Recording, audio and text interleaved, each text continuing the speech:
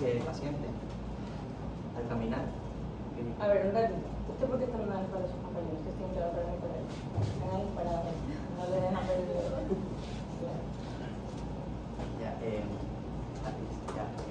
Observamos, el paciente al caminar da pasos en los cuales primero asciende el talón y eso da una base de sustentación amplia, lo cual... A ver, hijo.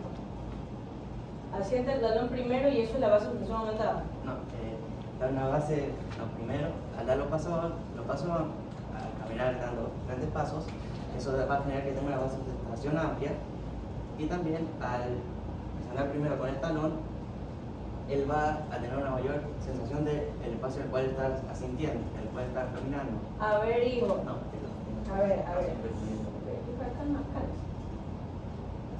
Está disperso desde que tomé la línea. Disperso, calma, tranquilo. A ver. Ya. A ver. ¿Qué es lo que observa usted en el paciente cuando está caminando? Despacito, vamos por partes. ¿Qué observamos? A ver, ahí. Estamos viendo. Lo que ve. Escríbame lo que ve. ¿Qué es eso? Sí. Cuidado, que los poquitos de lente quedan a la Ya, sigo. Miguel. ¿Qué vemos ahí? ¿Qué es lo que observa? Necesito que usted me demuestre que tiene pensamiento crítico por el que llegó al problema que tiene su paciente. ¿Qué ve ahí? Al principio, ahí, en ese momento, estamos viendo que el paciente presenta que... ¿Qué le ve? Ahí en su teléfono.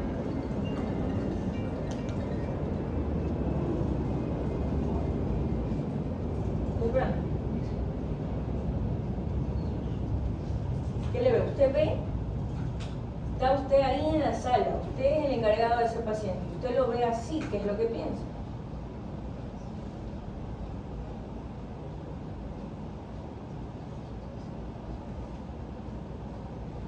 ¿Es normal que el paciente esté así como está?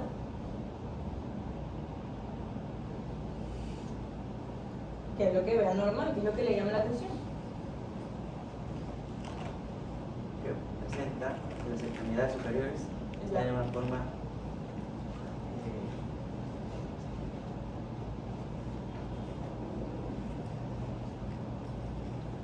y los miembros superiores están en una forma extendida, sino que están la postura de las extremidades superiores es inadecuada, ¿ya? No las tiene extendidas, dejando caer el peso distal de las extremidades hacia el lado del cuerpo. Ya, ¿qué más le llama la atención? que tiene, ya que la parte de los ojos tiene los ojos bien abiertos, lo cual eso le da una sensación de que él necesita ubicarse utilizando solo la visión, solo el sentido de la vista. Ok, ya, ¿qué más? ¿Está parado normal? Normal se encuentra, sí, se encuentra normal. ¿Está parado normal? Sí. Ya, ¿qué más? ¿No le llama la atención que tiene dos entes a los lados que lo están agarrando? Ah, sí. Hijo, lo más evidente, ¿no? Yo veo que tiene dos gentes ahí, lo están agarrando y que si no estuviera esa gente, ese hombre no puede estar parado. Ya. Ahora, continuamos. ¿Qué más le vemos ahí? Ahí, ¿qué está pasando? Al caminar da pasos amplios, lo cual eso da a entender que necesita una base amplia de sustentación. A ver, corazón, ¿los pasos están amplios o los pies están muy separados? No. ¿Mm? Bueno, Sí, claro.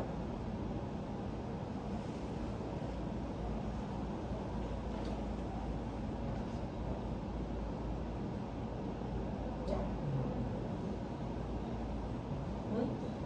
ya. Pues primero, el paciente al caminar asciende con el talón, lo cual Ya. da a entender que él no tiene sensación, no recibe propiocepción consciente de los miembros inferiores. Cállese. ¿Ya? Y también al caminar da pasos largos. ¿Ya? En cambio, los pies se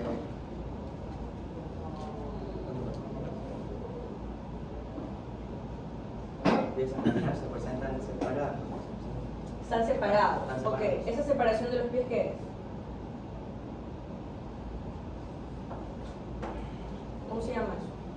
Pies separados. Yo no.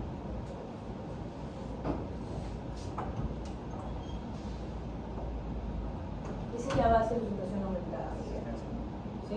La base de sustentación es la separación de los pies, que es lo que le va a dar mayor o menor estabilidad al paciente dependiendo de su necesidad en el momento de la postura de bipedestación. Toda marcha inicia de una postura de bipedestación, eso es lo normal. Para yo caminar, primero tengo que estar en pie en posición anatómica, bipedestación. ¿Ya?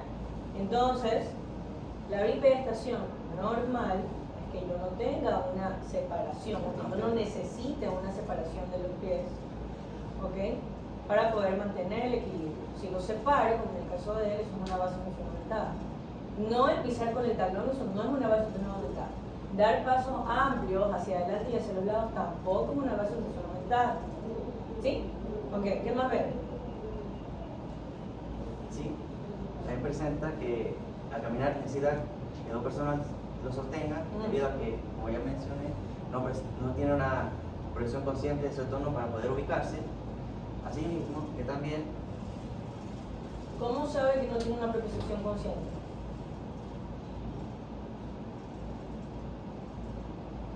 ya que él, al pisar con el talón, en ese preciso instante, él pisa y él aprieta. ¿Cómo sabe? ¿Cómo sabe? ¿Cómo sabe usted que no tiene propiocepción consciente? Bueno, primero de todo es porque presenta la marcha tabetica. Eso era lo del talón. Y también tiene una taxis sensitiva. Por eso ¿Cómo sabe? ¿Cómo sabe que no tiene propiocepción consciente? ¿Qué es lo que está viendo usted? Le indica que no tiene propiocepción consciente. no tiene el sentido de. A ver, tiene propiocepción inconsciente porque sabe dónde está mirando a los lados. O sea, es capaz de saber dónde está. Pero no puede controlar sus movimientos. La propiocepción inconsciente es lo No, que le da la pero capacidad de saber dónde está.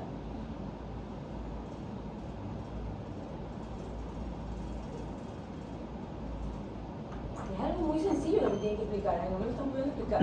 A ver, Jean-Pierre. Ya. Principalmente el caso lo resolvimos más por los signos. Ahora, al no tener en una ataxia sensitiva, lo que se compromete principalmente es propiocepción consciente y justamente al verse comprometida esta se pierde la propiocepción de las articulaciones. Okay. El paciente pierde la seguridad al caminar, se presenta la marcha tabética característica por la elevación de las extremidades inferiores y también por estos pasos hacia adelante largos. Y además, que algo que quería confirmar y ahorita lo confirmé, es que el paciente al tener esta inseguridad al caminar, a veces tiende a extender los dedos de los pies para poder sentir mejor el piso y para poder tener un poco más de seguridad para caminar. Ya, ¿cómo sabe que no tiene propiocepción consciente? Es decir, ¿qué de lo que usted ve es lo que le indica que no tiene propiocepción consciente? Principalmente porque las personas lo tienen que sujetar. ¿Ya? Y porque al tener esto y al saber que el movimiento de sus ojos están correctos, sabemos que el sistema vestibular está bien. Entonces, lo único que podría explicar en este caso el por qué se da la inestabilidad postural sería la propiocepción consciente que está afectada. Ok, a ver, hijos, esto es sencillo. La propiocepción inconsciente, ¿qué me provee? Funcionalmente hablando. La información que necesita el cerebelo, ¿sí? Para poder llevar a cabo sus funciones de coordinación. ¿Ok? Ya. La propiocepción consciente, ¿qué provee? Funcionalmente hablando. corrección, podría ser corrección del movimiento, porque leyendo los artículos también se puede ver que a veces presenta movimiento serpenteante, debido a que la persona trata de corregir este movimiento inconscientemente. Y al tratarlo de corregir inconscientemente sin tener la propiocepción consciente, termina realizando correcciones excesivas. Ok, verán, esto es así. La propiocepción consciente a mí me da una orientación visoespacial. ¿Ok? Es decir, yo estoy orientado en espacio y en campo visual por lo mismo, por la vía visual y por la asociación de la vía visual con la orientación en espacio por medio de la propiocepción consciente. Es decir, en mi lóbulo parietal confluyen esas dos funciones. ¿Sí? Entonces, ¿qué hace mi lóbulo parietal? Mi lóbulo parietal analiza lo que yo estoy viendo con lo que siente de las partes de mi cuerpo. ¿Ok? Y eso me puede orientar a mí en espacio y en campo visual. ¿Ok? Entonces, ¿en qué compromete eso? Que es meramente sensitivo a la función motora. Que mi lóbulo parietal y mi lóbulo frontal están conectados, ¿sí? Por fibras de asociación. Eso lo vamos a ver en su momento más adelante, casi que al final del segundo parcial, ¿ok? Cuando veamos sustancia blanca subcortical. Pero en todo caso, nosotros tenemos una sustancia blanca que conecta todos los lóbulos. Y obviamente no va a ser diferente entre el lóbulo frontal y el parietal. Entonces, para que yo pueda tener una función planificadora motora, ¿sí? Es decir, mi cerebro puede planificar movimientos en base a que sabe mi lóbulo frontal cómo estoy yo en orientación visoespacial. ¿Sí? Entonces, así como la propiocepción inconsciente alimenta al cerebelo para que el cerebelo coordine, ¿sí? La propiocepción consciente alimenta a la corteza motora suplementaria por medio de las conexiones globales entre el lóbulo frontal y parietal, para que la corteza motora suplementaria, partiendo de una orientación visoespacial, pueda planificar un movimiento. ¿Sí? ¿Ok? ¿Ya? Entonces, la propiocepción consciente no corrige el movimiento, literalmente. ¿Ya?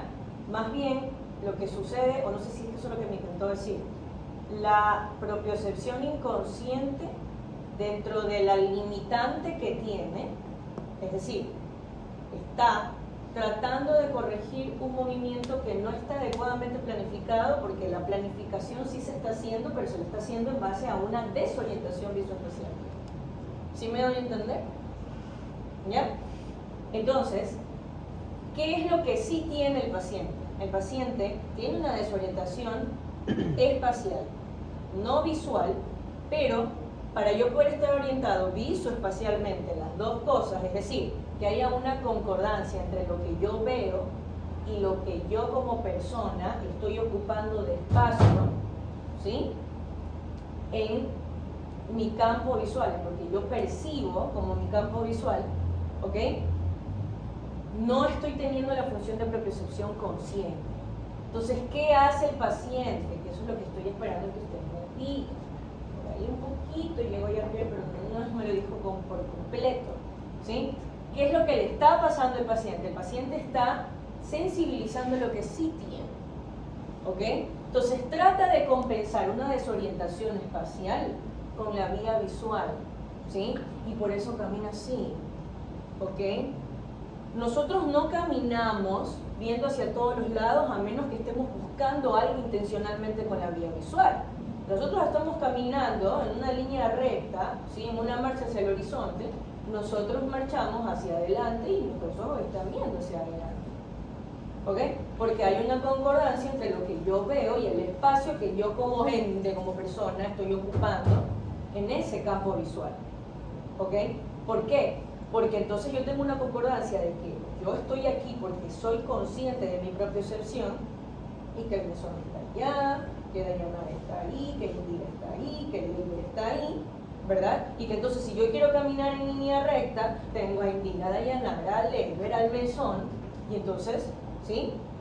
yo no voy a caminar completamente en línea recta, por lo menos hasta llegar al mesón y me dirijo hacia otro lado, ¿verdad? Pero porque tengo propiocepción consciente que me permite planificar adecuadamente ese movimiento, ¿ok? Entonces, ¿qué es lo que pasa? Que entonces sí tengo propiocepción inconsciente, ¿ok? Entonces, tengo propiocepción inconsciente, ¿y qué es lo que yo hago al tener propiocepción inconsciente?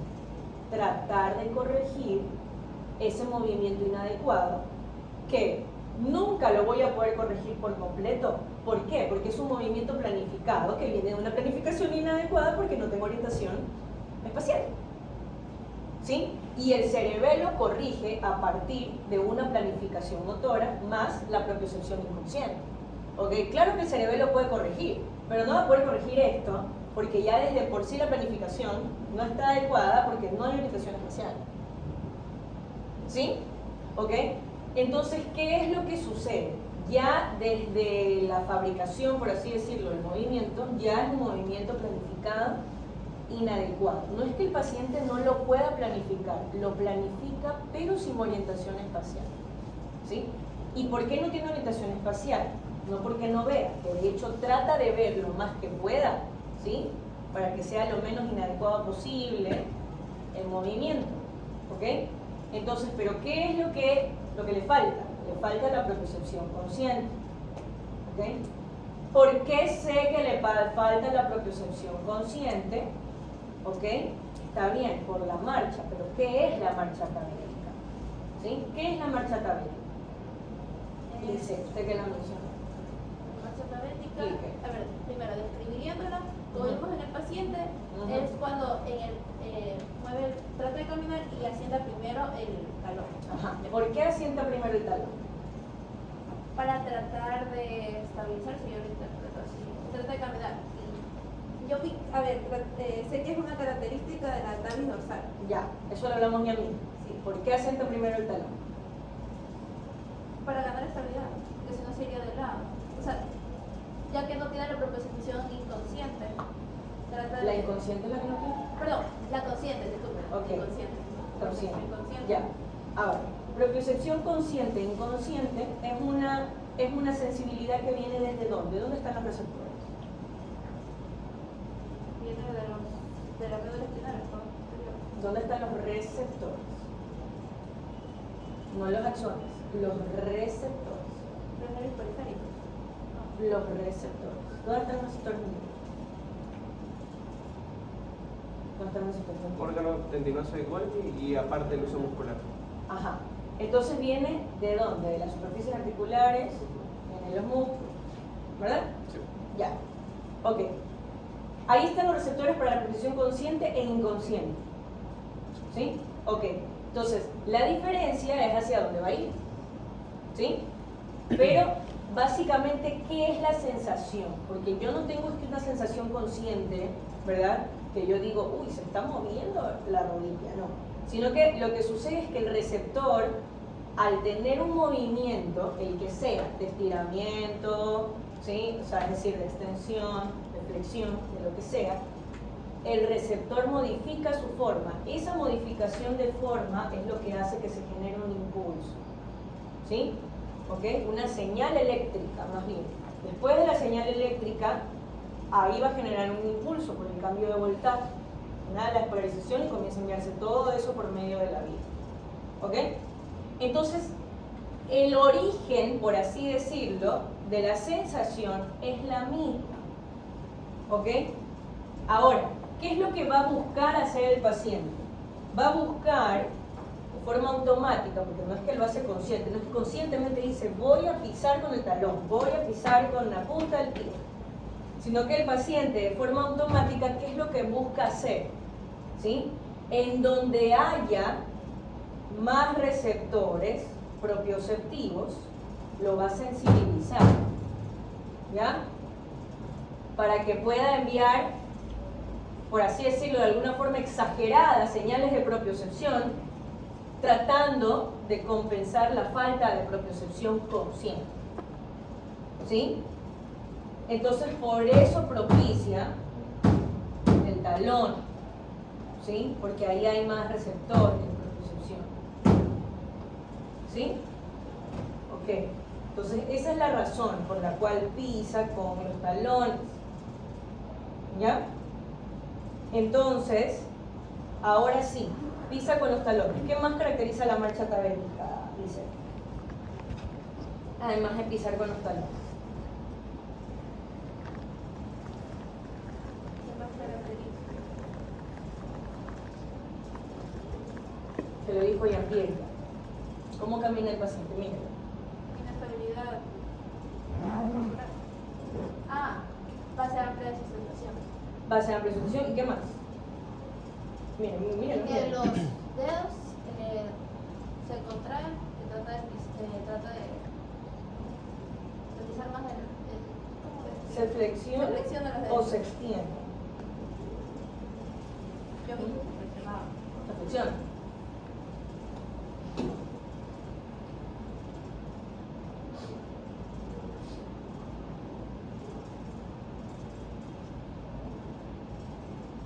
¿Se flexiona?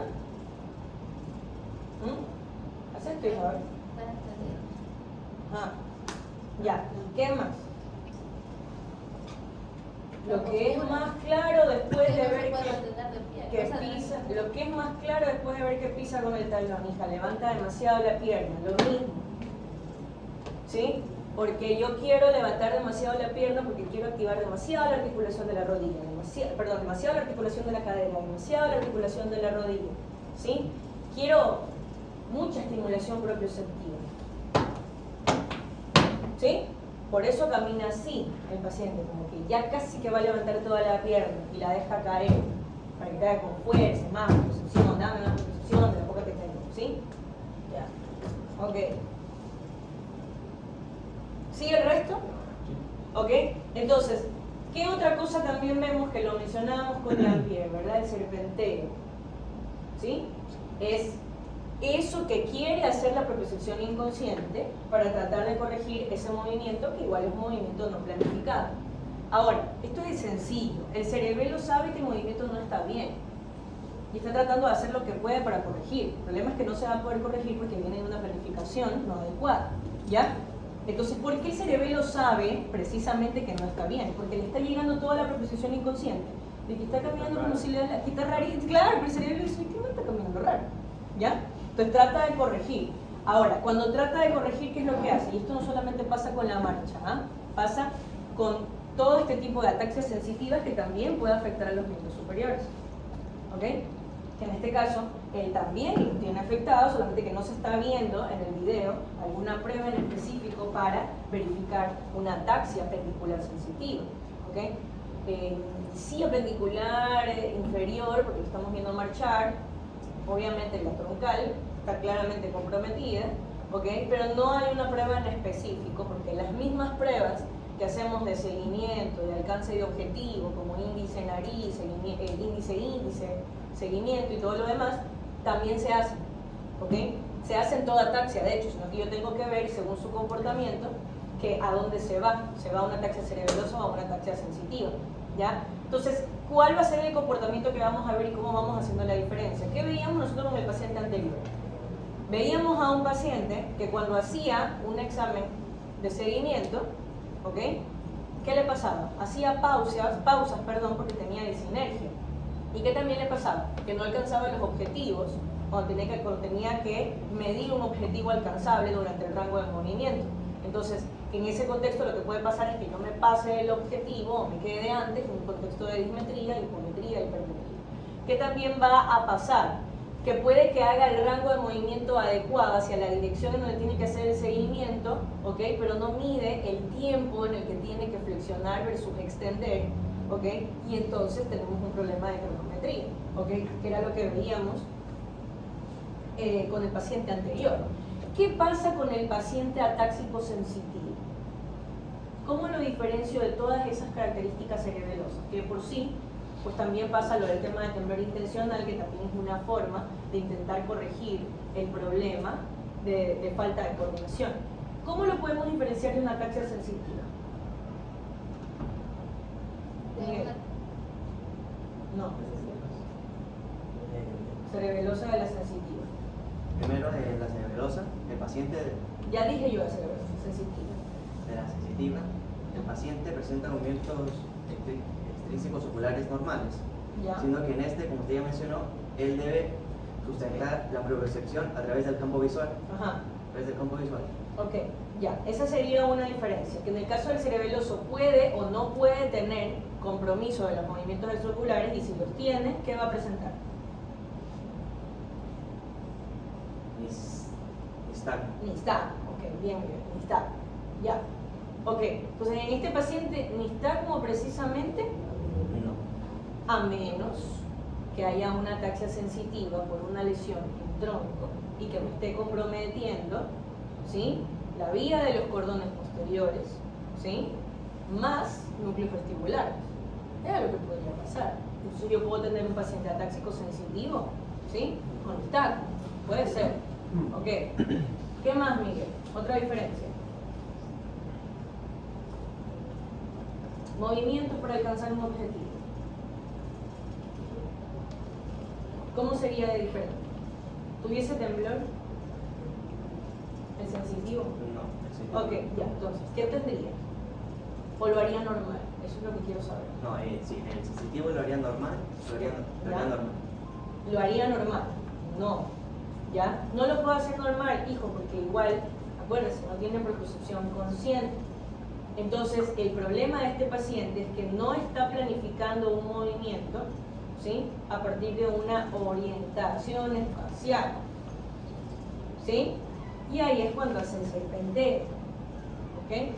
Entonces, el paciente puede que llegue al objetivo, pero serpentea para llegar, no tiembla, ¿sí? Porque el temblor, yo que veo, movimiento oscilatorio involuntario, ¿sí?, en la extremidad. Este paciente yo no le veo movimiento oscilatorio, lo que yo veo es que serpentea, literalmente serpentea, hace como zigzag, ¿sí? Entonces tengo que ser muy perceptiva en ese tipo de cosas, ¿verdad? Porque ¿qué pasa? Si yo lo veo al paciente serpentear y yo no he visto nunca un paciente temblar, me puedo confundir con tremor, ¿sí? Entonces yo tengo que ir identificando cada cosita, porque el atáxico sensitivo también puede aumentar la base. Tengo que ver cómo camina. A ver, pone talones, pone todo el pie, pone la punta del pie, se va hacia adelante, se va hacia atrás, hace heteropulsión o no. ¿Sí? Tengo que ver todo, ¿ya?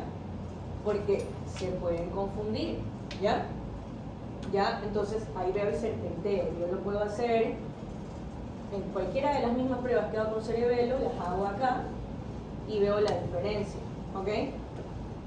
Que igual, perdón un ratito, el serpenteo está mal, yo no debería serpentear, pero igual se ve fluido, ¿ok? No es como el paciente cerebeloso que al hacer las disinergias hace pausas, tiembla, ¿ya? Serpenteo y termina, fluido, pero mal, igual, ¿no? Porque serpentea. ¿Qué me iba a preguntar yo? En ese video se evidencia el serpenteo. ¿Ah? Claro, cuando marcha. Sí. O sea, si ven que el paciente hace como... ¿Sí? Es como así. ¿Ok? Obviamente la marcha está muy corta porque lo que quieren es hacerlo sentar en la cama. ¿Ya? Pero sí. Hace... Es como que si caminara así. ¿Ya? Que obviamente, si ve que se va para un lado, luego para el otro, y eso que no está tan claro porque como lo están agarrando, pero él va dirigiendo a las personas que lo van cargando, primero los dirige para este lado, y luego corrige hacia el otro lado. No puede, estos pacientes no pueden caminar en línea recta, serpentean, ¿sí? A diferencia del paciente cerebeloso. El paciente cerebeloso, usted puede ser una persona borracha caminando, por eso se llama ataxia del borracho, ¿sí? El paciente cerebeloso, ¿qué hace? Aumenta también la base de sustentación, pero no serpentea, sino que pisa a veces por un pie, se va para el otro lado y camina así como borrachito, ¿ya? El paciente atáxico sensitivo es con la planta del pie, levanta mucho la pierna, se va para un lado, se va para acá, serpentea, hace esto, ¿sí? ¿Ok? En cambio, el atáxico cerebeloso, si no tiene gran compromiso de estabilidad troncal, podría llegar a estar recto, pero tiene aumento de base de sustentación, ¿sí? Y entonces camina así como robotcito y balancea poco los brazos, ¿ok? Pero no hace esto, ¿sí? Eso es muy atáxico sensitivo. Acuérdense, que si usted sabe el principio de por qué pasa, usted puede analizar la marcha. El atáxico sensitivo trata de exagerar el eje del movimiento articular. ¿Sí? Por eso es que levanta demasiado la pierna, quiere exagerar la sensibilidad de la propiocepción en las articulaciones, levanta mucho la pierna, flexiona mucho la pierna. Entonces podría llegar a dar la apariencia de que el movimiento es exagerado, lo cual no es así y tienen que hacer muy bien la diferencia porque sí hay movimientos exagerados distónicos y movimientos involuntarios, pero esos núcleos de la base. ¿Ya? Es muy diferente una marcha tabela. ¿Sí? Ok. ¿Sí? ¿Algo que quieran agregar de lo que no hemos mencionado del paciente? No, nada más. Lo único que me llamó ahora la atención Ajá. y que me puede dar tal vez un posible diagnóstico es que el paciente presenta llagas. Se ven marcas de llagas. Sí. Eso. Pero bueno, al final del caso se podría encontrar Ajá. algo ahí. Ajá. Sí, ya lo vamos a mencionar. Ok, a ver. Lisset, entonces, ¿qué función tenemos comprometida? Ya dijimos. ¿Dónde podría estar la lesión? Primero podría estar bueno, usted dijo que como no le das percepción consciente, entonces los receptores... No, yo no dije. Bueno, no, perdón, usted no dijo, usted fue. Ya, Usted lo dijo. En realidad, ya. recepción consciente entra por los receptores primero, el órgano tendinoso de Golgi y el uso muscular. Entonces va a ir va subiendo por los nervios periféricos primero y puede dañar el ángulo de raíz dorsal, le va a pasar inflamación y ahí llega la médula espinal. Ya, entonces, ¿dónde podría estar la lesión? En las cordones posteriores laterales. Cordones posteriores. Pregunto, ¿podemos tener un paciente así como esa con lesión en ganglio de la raíz dorsal?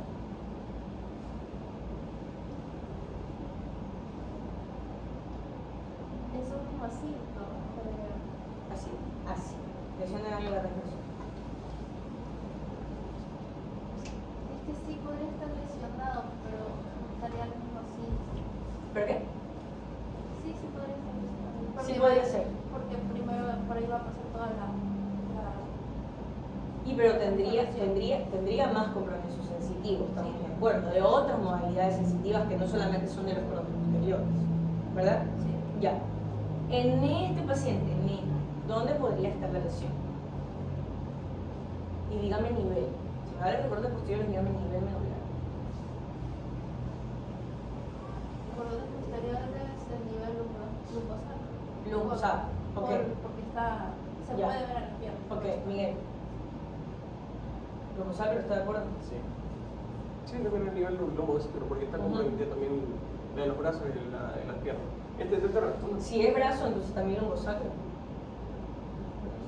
Me dijo brazo.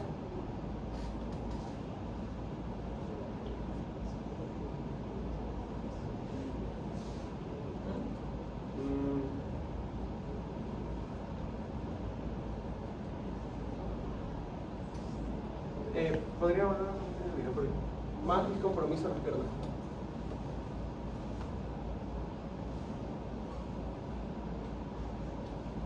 Es mayormente compromiso en las piernas. Ok. Sería ¿No creen que pueda haber brazo? igual las lesiones en la sífilis terciaria se pueden también, no se pueden presentar solo en una parte del cordón posterior. Entonces sí podría haber compromiso en segmentos cervicales para comprometer la propiocepción en brazos. Porque Okay. igual, O sea, ¿usted cree, pero en su paciente particular, ¿cree que pueda tener también compromiso en niveles superiores?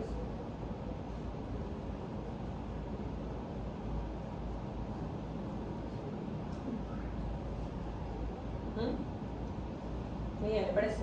No, Usted me dijo porque- lumbosacro, que dice que no, se queda con lumbosacro. no presenta No, movimientos porque- serpendiales, están cervicales en el lumbosacro. Ok, ¿qué me iba a decir un día? Yo creo que sí Me podría está ser. tapando usted el público otra vez. Yo creo que sí podría ser porque cuando el señor trata de subirse los pantalones, su mano derecha, como que también agarra demasiado fuerte. Entonces yo creo que eso puede indicar también que Claro. tiene orientación tanto por O sea, digo, Pero eso no indicaría que, o sea, para mover para sujetar ese pantalón no debería verse el pantalón. Pero como no se está viendo, hace movimientos sin vérselo, no indicaría un compromiso en brazo. Entonces, Claro. sí tiene limitación. Ajá. O sea, buena observación, pero la postura de los dedos durante la marcha, sobre todo de la mano izquierda, no es normal. Normal, él hace esto mientras está caminando. ¿Ok? ¿Sí? Evidentemente hay un compromiso más inferior. Es posible que sí. Está comprometiendo, no es posible, está pasando, está comprometiendo segmentos torácicos y cervicales, no está llegando a cervicales muy altos, ¿sí? C8, ¿sí? Y el resto de las torácicas, por supuesto, no estoy hablando C8 y bueno, las torácicas y obviamente los rosales, ¿ok? Entonces, pero sí, claro, un compromiso mayor, ¿no? Ya implicaría, por ejemplo, el tema de que se vea y todo, pero sí, sí lo podría tener. Habría que igual evidenciar el nivel medular con más pruebas, sobre todo sensitivas, ¿ya? Ahora, Doctora, ajá. más bien es como una pregunta, porque yo lo leí en un artículo y se menciona que el paciente diabético con neuropatía Sí. puede presentar también ataxia sensitiva, pero por daño en nervioso periférico. Sí. Así sí pueden presentar ellos, pero sería con mayor compromiso al ser pero se presentarían otros signos al ser un nervio periférico. Claro, lo que sucede en la neuropatía diabética es que primero hay una neuroinflamación que a larga data lleva a una degeneración mielínica, como cualquier degeneración nerviosa. O sea, es un proceso neurodegenerativo, pero que parte de una inflamación crónica. Y también de una hipoxia que sucede a partir del compromiso de la microvasculatura, que es algo que también pasa en diabetes. Al igual que en la deficiencia de vitamina B. La deficiencia de vitamina B2 es un poco diferente, Ajá. ya voy a hablar de esa parte de eso. Sí. Entonces, en el caso del paciente diabético, no es que hay un neurotropismo, ¿sí? Como sí pasa con estos problemas postinfecciosos como tal.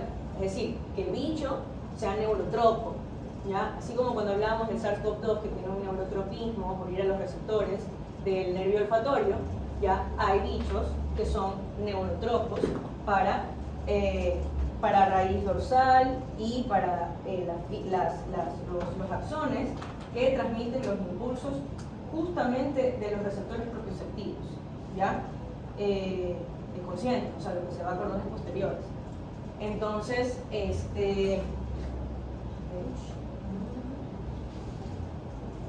entonces, es diferente en el caso de la neuropatía diabética. La neuropatía diabética,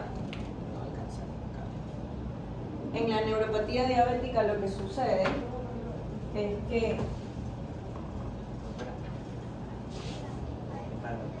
sí, que este es regular. Gracias. Entonces, en la neuropatía diabética, en cambio, más que, o sea, pueden tener ataxia sensitiva, pero es rarísimo que usted tenga un paciente con únicamente una ataxia sensitiva. O sea, se le degeneró ya todo el nervio, toda la raíz en el caso de que pase, que lo cual es muy raro, porque en realidad, mayoritariamente el compromiso es nervioso periférico, por el tiempo que le tiene que llevar la degeneración, no como un neurotropismo, que es distinto. ¿Ok? Entonces, igualito como hablábamos con Licente, o sea, si tuviese un compromiso del ganglio, por ejemplo, le comprometería otras modalidades sensitivas. De hecho, pierde primero la vibración, ¿sí? Luego podría llegar a perder la propiocepción consciente, pero imagínese un nervio del recto. Entonces, es raro que vaya a tener algo como esto, ¿sí? Lo que puede pasar es que cuando usted está haciendo la examinación sensitiva, note un compromiso de falta de propiocepción consciente, like en un dedo, en el pie. O sea, me explico, como que así, rarazo.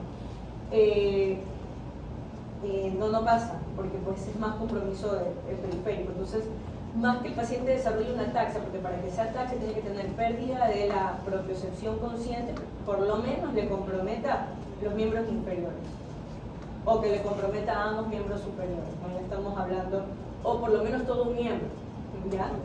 Entonces, cuando hablamos de un compromiso nervioso periférico es jodido, más lo que usted sí puede estar viendo es tipo, a ver, señor, cierre los ojos y le voy a ir levantando los deditos del pie y usted me va diciendo cuál dedito del pie estoy levantando. Usted levanta el dedito gordo del pie izquierdo y en ese perdió la propiocepción consciente. Pero pensar que eso lo lleva a tener todo un compromiso atáxico y que presente una marcha travéstica como tal, como digo. ¿Sí me explico? Por lo que tendría que pasar. ¿Ya? Entonces, listo. Compromiso de irrigación. Miguel. En este caso, podemos afectar dos arterias. La primera sería la arteria medular, no, la arteria espinal posterior, la cual esta es la principal que se encarga de irrigar a los 2/3 del cordón los cordones posteriores. Y en segundo, también pueden verse afectadas las arterias medulares segmentarias, las cuales estas, aunque no sean las principales encargadas de la irrigación de las columnas, estas se anastomosan con la espinal posterior, la cual permite un flujo constante de sangre. Ajá. Ya, no son los tercios posteriores, es el tercio posterior. De la médula, no el cordón. Ya. Ok. Doctora, Dígame. y también si se presenta, por ejemplo, digamos, que no es este caso, pero podría verse también afectada la arteria espinal anterior, si hay una afectación en bulbo también, pero presentaría otros signos más. Claro, usted se refiere ya a un compromiso del tronco. Sí, se da en tronco. Ujú. Bien. Ya, ¿preguntas? ¿Preguntas? Doctora, no, solamente, este aquí sería un caso de sífilis terciaria, porque presenta llagas. Sí. Ajá. Ujú. Tiene las lesiones en piel. Sífilis es una espiroqueta que se transmite principalmente por transmisión sexual. Ahora, verán, paremos en lo que les voy a decir que es algo muy importante que está pasando ahorita en salud pública a nivel mundial. ¿Sí? La sífilis, desde hace muchísimo tiempo, que no presenta casos de sífilis terciaria, o sea, hace mucho tiempo que era muy anecdótico decir, tengo un paciente con sífilis, tengo un paciente con un estado convulsional agudo por sífilis, tengo un paciente que convulsiona por sífilis, ¿ya? Porque no solamente es esto, pero sífilis, ¿ya? O sea, puede llegar hasta cerebro, ¿ya? Entonces, porque hace muchísimo tiempo que tenemos disponible la terapia erradicadora de sífilis, que es sencillamente penicilina G benzatina, en dosis altas, ¿ya? Entonces, ¿qué pasaba? El paciente tenía diagnóstico de sífilis y se le daba la penicilina, la terapia erradicadora y todo bien. Ahora, para que yo tenga sífilis terciaria, antes yo tendría que tener una infección con la espiroqueta por meses hasta años para poder tener un compromiso de sífilis terciaria, que lo más común era que pase 10 años, imagínense, 10 años de tener una infección por sífilis, ¿ok? Para que yo pueda tener una neurosífilis como tal, o una sífilis terciaria llamamos, que incluye el compromiso del sistema nervioso y que también puede comprometer el sistema cardiovascular, etc. El tema es que ahorita, y les estoy hablando literal ahorita, o sea, es una cosa de este año y la mitad del año pasado, que ha habido un brote de sífilis, ¿ok? Que está llegando a presentar signos de sífilis terciaria al mesecito de infección. ¿Ya? Eso es algo que antes no pasaba. ¿Ya? Entonces, es una preocupación a nivel de salud pública mundial, ¿sí? Porque ya han salido algunas alertas de la OMS de que hay pacientes que se infectan hoy por sífilis y ya a las 3 semanas, ¿sí? Están con ataxia sensitiva, que es algo que antes no pasaba, ¿ya? Entonces, y es algo que se está investigando ese tema, todo el mundo anda asustado con la resistencia bacteriana y la nota, pensando en, bueno, ¿no? Tantos años que esta espiroqueta ha sido muy sensible a la penicilina, ¿no? Y difícil pensar en eso de ahí, pero bueno, se está investigando esa nota.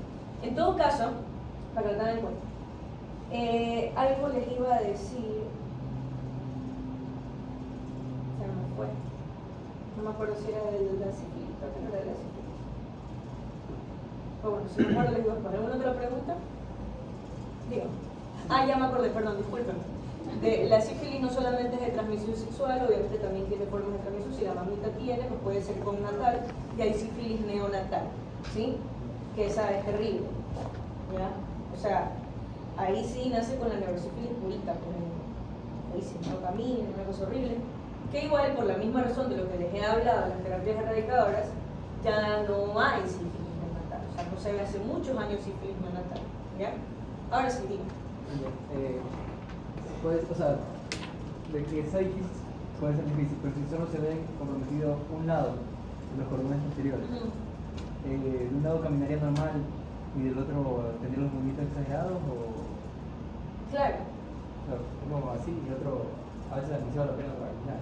Claro, y eso le inestabilizaría por completo la marcha, aunque de un lado camine bien, porque igual va a como que irse de un lado. Entonces, y haga de cuenta que es como que caminaría así como ese paciente, pero solamente con una pierna. Entonces, igual va a ser una marcha inestable, o sea, es algo que igual se va a notar. Y doctor, en ese caso también va a tener compensación de la vista, aunque está morado. Claro. Y dará la impresión de que camina solo por un lado, ¿no? Como que se va mucho por ese lado, se va mucho por ese lado.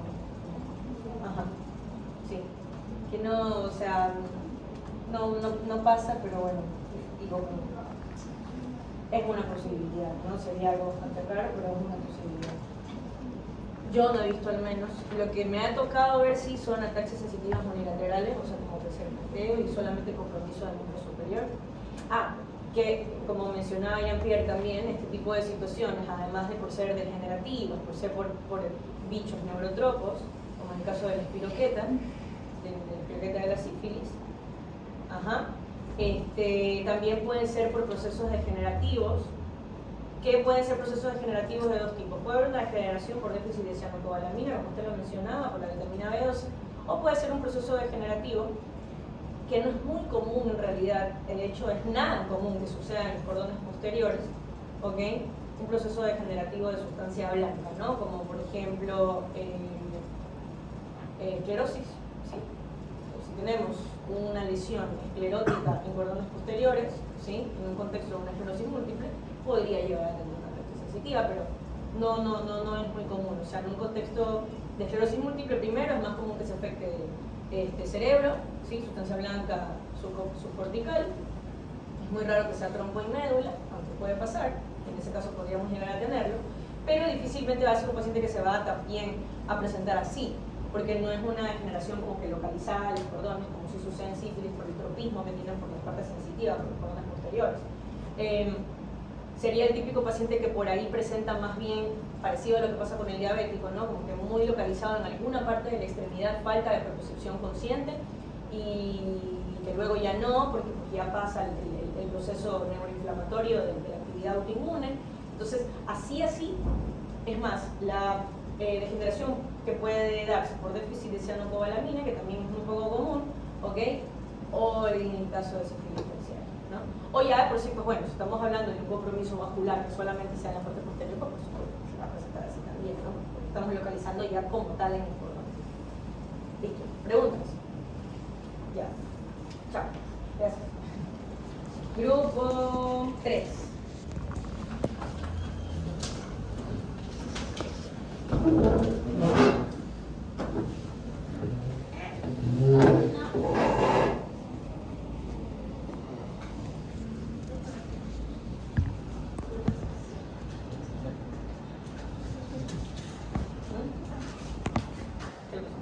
A ver, alientes.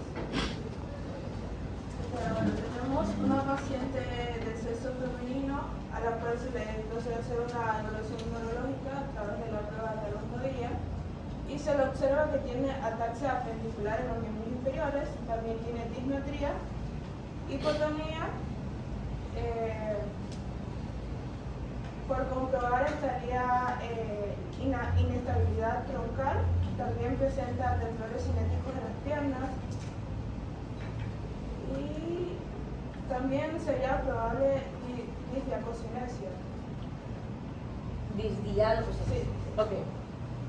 A ver, ¿por qué decimos que tiene una ataxia appendicular? Porque tiene descoordinación en las extremidades. ¿Por qué tiene? Descoordinación en los movimientos, específicamente en la extremidad inferior. Ok, ¿qué es lo que no hemos coordinado? O sea, ¿qué desglosamos eso de descoordinación? O sea, a la hora de ella hacer este movimiento, como que se le desvía un poco la pierna. Ok, como le ve una ligera desviación. A ver, ¿el movimiento cuál es?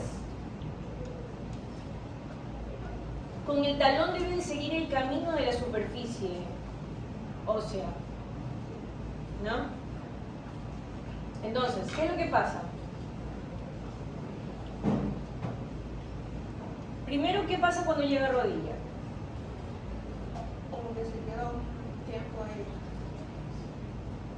¿Qué hace cuando llega a rodilla? Por la fuera. Ya, si se dan cuenta de lo que les quiero, ¿no? A ver, ¿qué pasa antes de llegar a rodilla?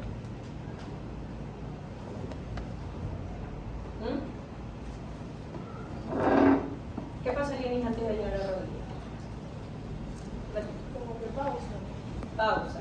A ver, ¿qué pasa antes de llegar a rodilla, Diego? Casi le digo Mateo, no sé por qué. Es que sabe que usted se parece a un amigo mío. Igualito, se llama Mateo. No es igualito, tiene bastante parecido. Entonces, siempre cuando lo voy a mencionar, tengo que hacer una corrección rápida y decir Diego. Porque me sale, o sea, lo primero que pienso es decirle Mateo. Y ahorita casi le digo Mateo, pero estoy dispersa. A ver. ¿Qué ve? Se puede ser Aquí. como un ligero serpenteo. ¿Serpenteo? ¿Le parece serpenteo?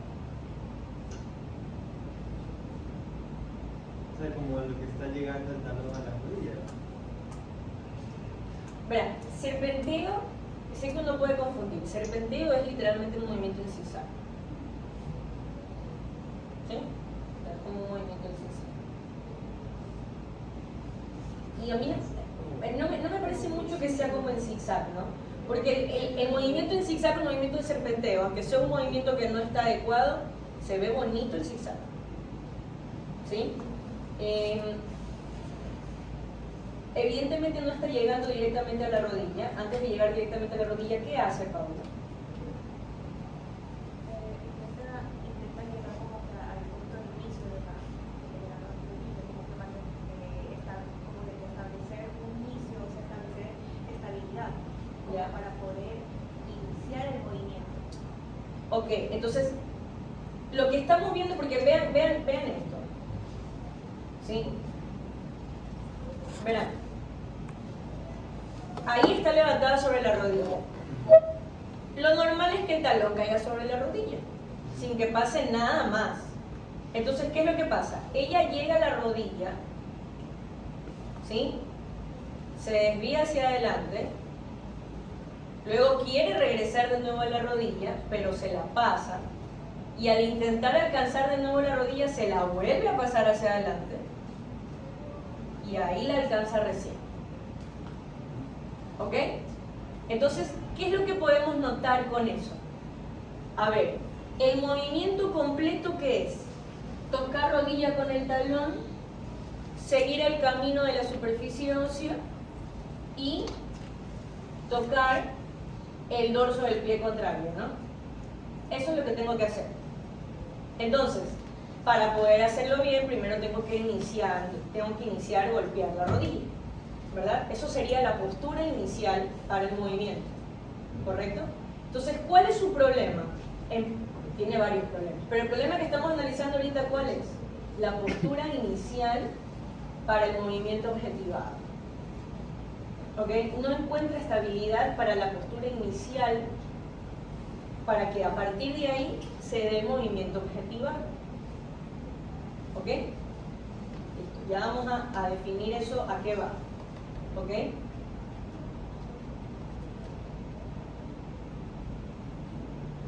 Es decir, cuando yo hablo de ataxia y he hablado de descoordinación, ¿a qué hago referencia? A que yo debo de, a partir de una planificación, movimiento objetivado, etc., ¿ok? Mi cerebelo me permita que yo pueda adoptar la postura adecuada para iniciar el movimiento, ¿sí? Que si ese movimiento en el ruedo requiere modificaciones de postura, sean unas modificaciones de postura fluidas y adecuadas para que el movimiento se observe fluido y no parezca robot, ¿verdad? Y lo otro, ¿sí? Que yo pueda alcanzar objetivos durante el movimiento, en el caso de que así sea, el movimiento planificado, tocar la rodilla, tocar la nariz, lo que sea, ¿ok? Y que lo alcance a hacer con la exactitud que debe de ser, o sea, no me lo puedo pasar, no puedo... Y, ¿qué más? Que mi cerebelo, dentro de ese contexto de coordinación, haya una sinergia y una cronometría para eso, ¿no? ¿Que eso qué implica? Sinergia, ¿qué implica?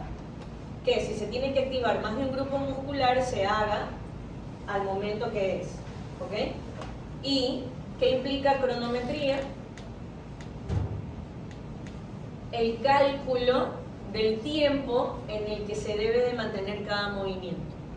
Es decir, que para hacer todo el movimiento completo, si yo necesito tener más tiempo de flexión versus de extensión, que sea así y bien calculado, ¿ya? Entonces, si yo me paso del tiempo de extensión o del tiempo de flexión, mientras yo estoy siguiendo un objetivo que esté en movimiento, ¿ok?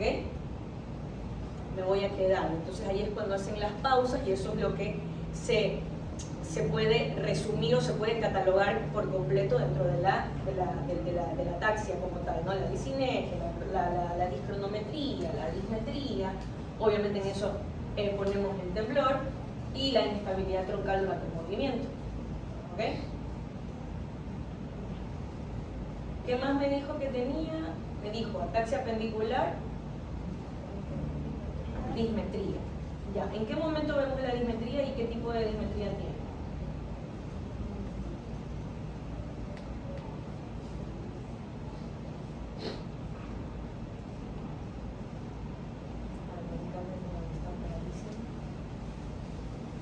Yo creo que ahí también se podría ver la diferencia hiper, porque se va más allá. Ok. Ya, me dijo que tenía hipotonía. Alguien, ¿dónde ve usted la hipotonía?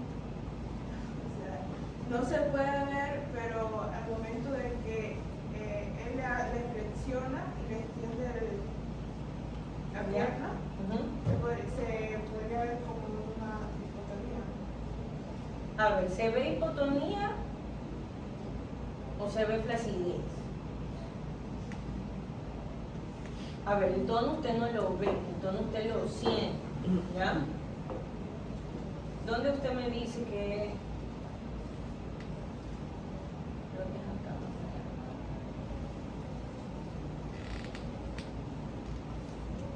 acá. Ahí usted me dice, cuando él le suelta la pierna. Ahí. A ver, veamos. Ahí.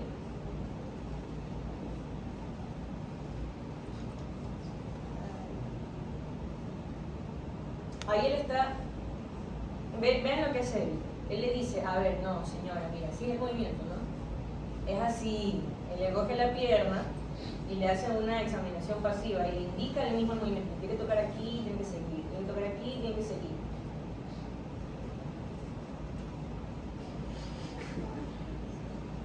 Caray, algo así. Ya, entonces, ahí es donde a usted le parece que como cae la extremidad, que puede hacer que tenga un grado de flacidez. ¿Okay? Es una posibilidad. Lo ideal obviamente sería hacer una examinación motora y escalarlo en Daniels como debe ser, ¿no? Pero sí es una posibilidad, que de hecho eso sería lo que tendría que hacer, ¿no? Lo sería lo adecuado para definir si es que tiene de verdad un compromiso de la fuerza o no. ¿Ok?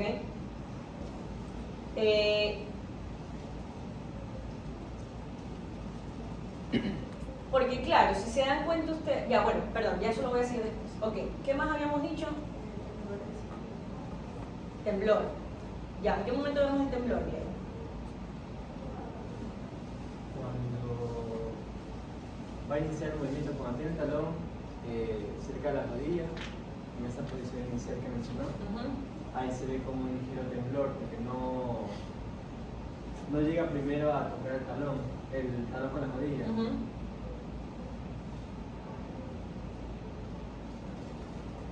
Y también puede Progreso. Sí. ¿Ahí?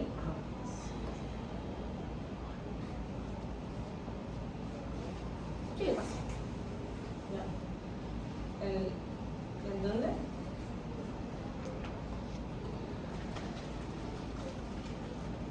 No sé si se podría clasificar como temblor, pero pensamos que también podría ser en el muslo, debido a que para hacer este movimiento se tiene que hacer contracción de los músculos del muslo.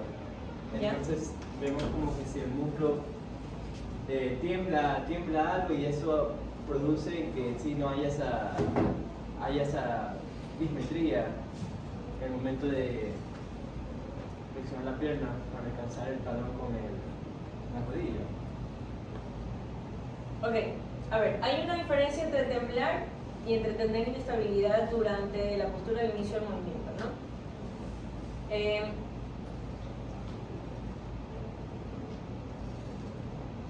Y de hecho miren los dos pies. Es más, ahí miren el pie que está estirado, de la pierna que está estirada. ¿Sí? Eso evidencia como una falta de estabilidad o un temblor. O sea, parece más como de falta de estabilidad. Ajá. El temblor.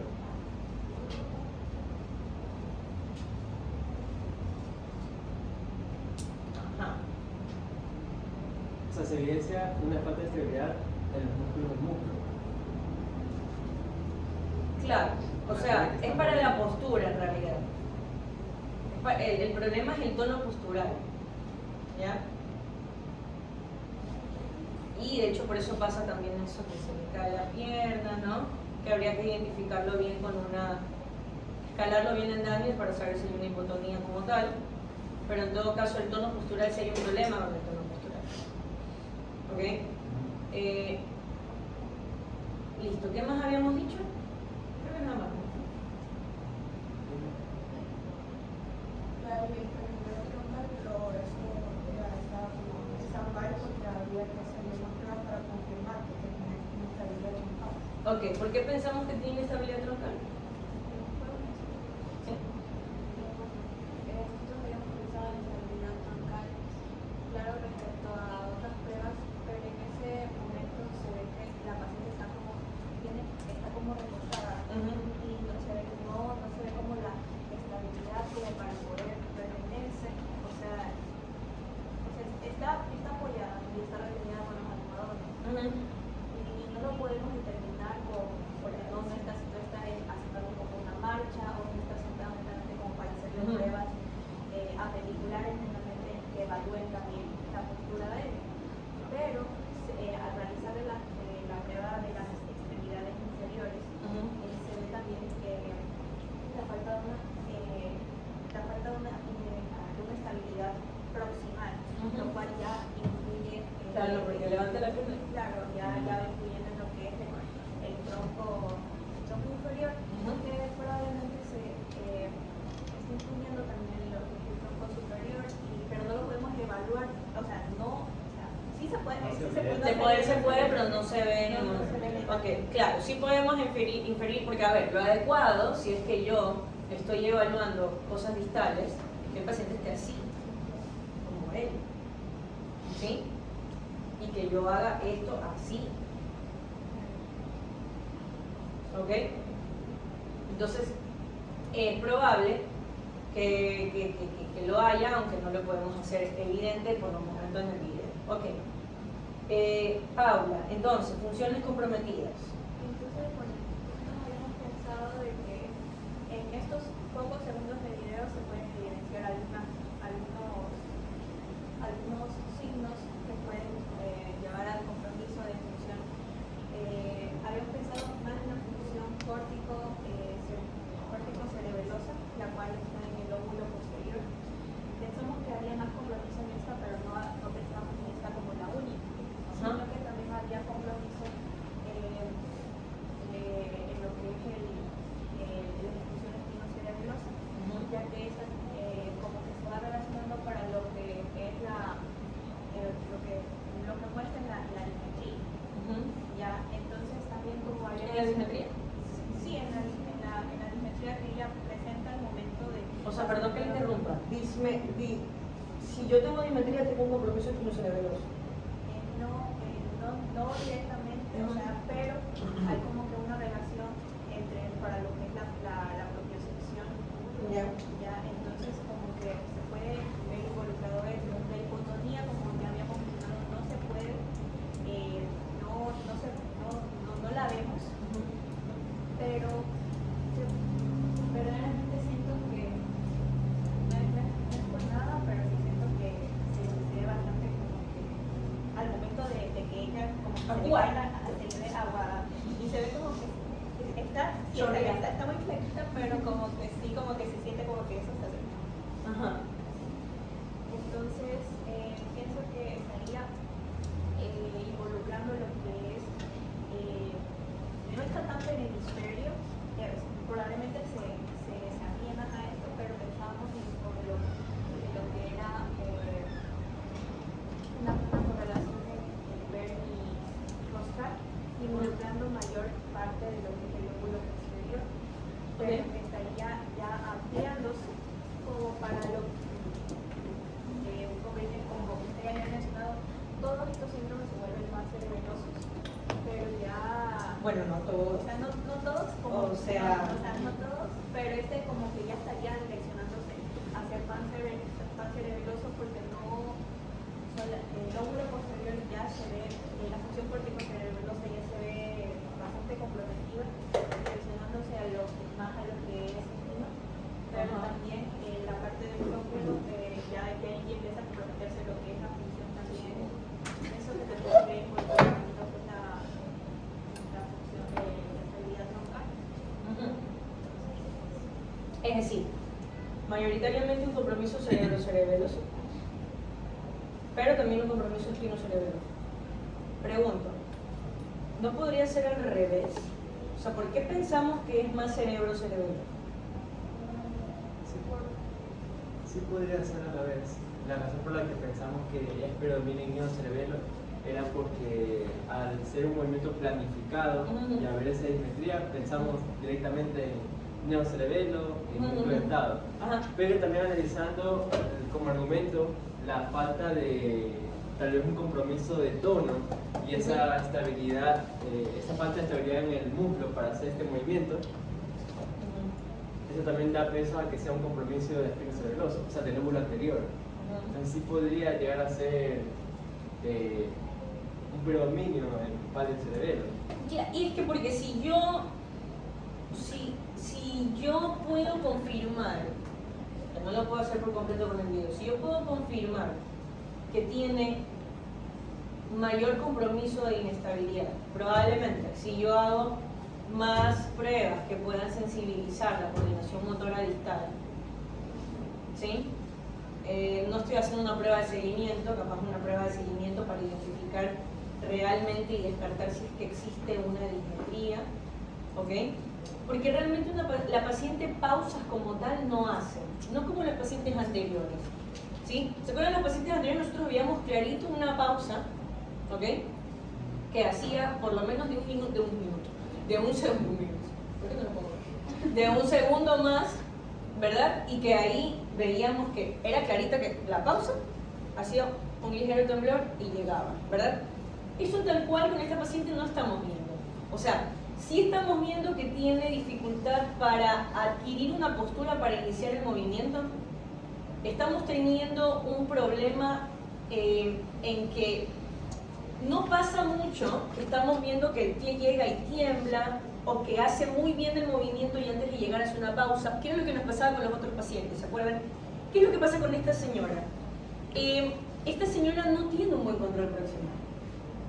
Es como, sí levanta la pierna, pero, ¿no? Y, hey, ¿dónde está la rodilla? ¿No? Es como, al principio está encima de la rodilla, ¿no? Entonces, capaz lo que habría que hacer, lo que sería adecuado es hacer una prueba que me sensibilice muchísimo más el observar una dismetría, para ver si garantizarme que hay una dismetría, ¿ok? Evaluar quizá también para descartar por completo, a pesar de que se puede ver que está aparentemente bien en extremidades superiores, ¿ok? Y de pronto a que haga seguimiento. Me gustaría también ver una marcha. Capaz si no hay marchas porque capaz no se puede parar, ¿sí? Entonces por ese lado, esa estabilidad troncal, esa inestabilidad, proximal que estamos viendo en la paciente, sí habría que definirla mejor, preguntando si se puede parar, y si se para, ver qué pasa, ¿ok? Y como para tenerla un poquito más clara. Yo me quedaría con que hay un compromiso espinocerebeloso y que la lesión espinocerebelosa, o sea, el lóbulo anterior, está agarrando parte del lóbulo posterior. ¿Sí? ¿Estamos de acuerdo? ¿O qué les parece? Pero, ¿qué parte del lóbulo anterior estaría comprometido? Todo el lóbulo. Claro. Es muy probable que sea todo el lóbulo anterior. O sea, en contexto verniano y paraverniano. ¿Sí? Más que hemisférico. O sea, a ver, tendría que hacer más pruebas para determinar el compromiso hemisférico. Pasa que ella en un momento levanta los brazos, se arregla la colchita y me da como la impresión de que en extremidad superior, y puede que esté bien, ¿no? Hasta hace como que, o sea, no me jodas, no puedo levantar bien, ¿no? ¿Verdad? Como que, y luego se hace esto, o sea, sin problema. Es muy probable que no haya un compromiso tal cual de extremidad superior en un contexto disinérgico, es lo que quiero decir.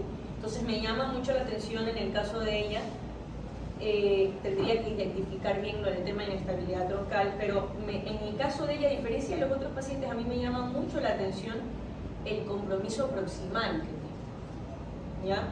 Porque no es como que veo que levante la pierna, haga la pausita, tiemble, ¿no? Como nos pasaba con los otros pacientes, ¿no? Muy claro con los otros pacientes, y con el siguiente que vayamos a ver va a ser más claro todavía esa diferencia entre ese paciente con ella, ¿ya?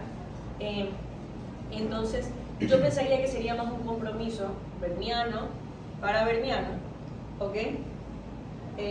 Por el momento, espinocerebeloso, ¿ok? Y que me está agarrando también vermis y paravermis de lóbulo posterior, ¿ok? Habría que, como digo, faltarían pruebas como para ver el otro, pero no sé si ahí... No está de acuerdo. ¿Sabes qué? Ajá.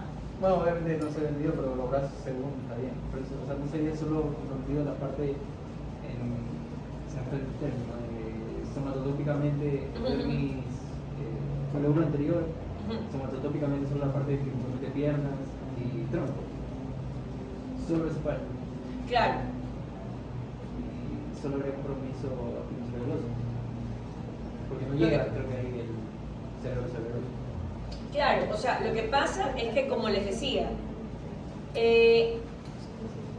esa inestabilidad proximal que tiene para adoptar la postura para el inicio del movimiento está clara. Pero, como hay una aparente hipotonía también, porque las piernas se caen y todo, ¿ok? Sí sería adecuado hacer, por ejemplo, prueba de tapping en ella, ¿sí? El taloneo, ¿ok? Sí sería adecuado hacerlo. Digamos, aparentemente estamos diciendo que en brazo no hay, pero no estamos haciendo pruebas finas. No estamos haciendo esto, no estamos haciendo lo de acá, ¿ok?